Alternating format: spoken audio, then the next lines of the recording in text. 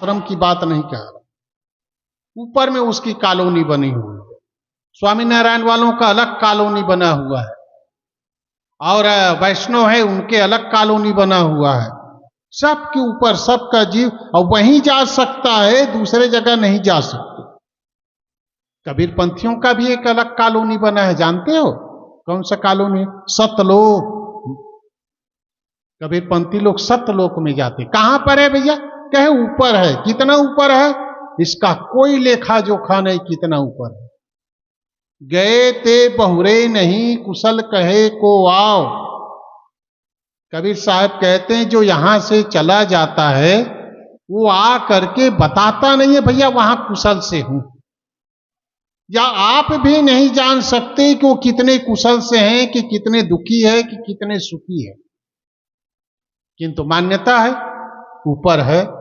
और ऊपर जाने की भावना से जो लोग दान धर्म और सब बहुत कुछ काम करते हैं, ठीक है, धर्म का काम करना अच्छा है, उसकी कोई आलोचना नहीं। धर्म का काम नहीं करोगे तो वो धन का उपयोग कैसे करोगे?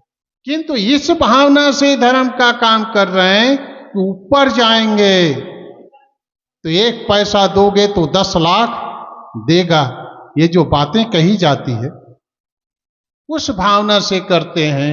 कोई ऊपर देवी है, देवता है, ईश्वर है, स्वर्ग है। कबीर साहब कहते हैं यह मान्यता भी आदमी को बहुत बहुत दुखी करता है। एक उदाहरण सुना दूं, कैसे दुखी होता है आदमी। गुजरात में एक ऐसी घटना घटी। एक आश्रम में था, मैं दूसरे का आश्रम था। वहां एक संत आए रात में, बहुत सुंदर आश्रम है, कभी जाना गुजरात तो उस आश्रम का मुलाकात भी लेना।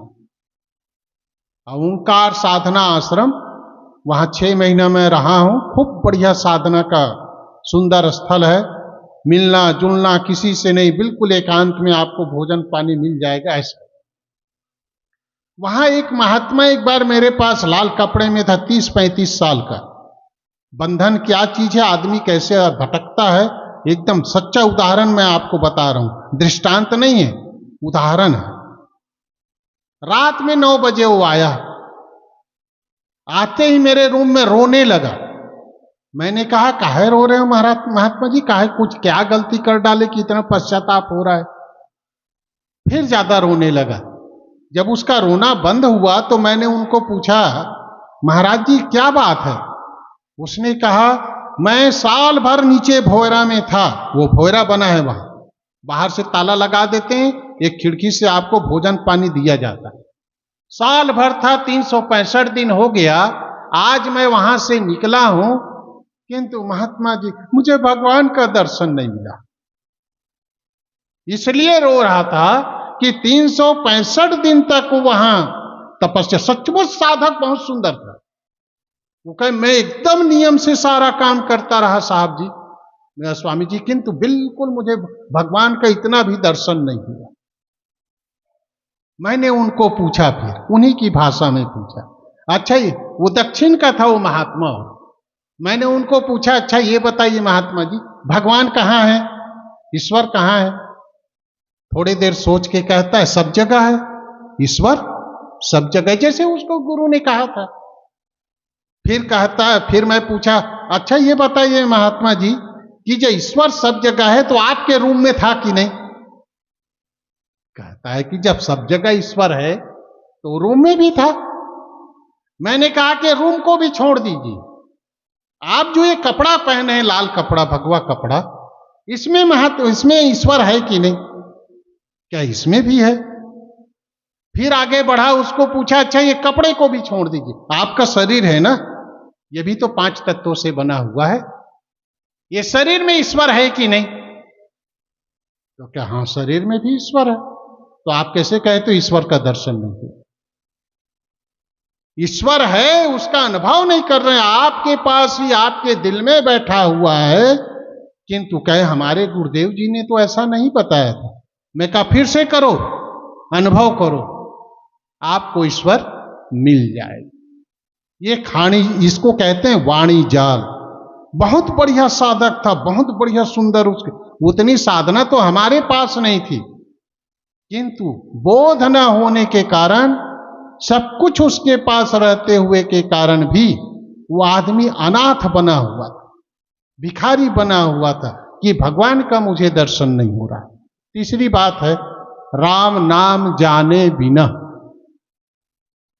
राम तत्व क्या है इसको हम नहीं जानते। पूरे बीजक में एक चीज कह दूं, कहीं जगह राम का खंडन भी है, राम शब्द का, और कहीं जगह मंडन भी, किंतु पूरे बीजक में जहां पर राम नाम शब्द है, राम के साथ में नाम शब्द जुड़ा हुआ,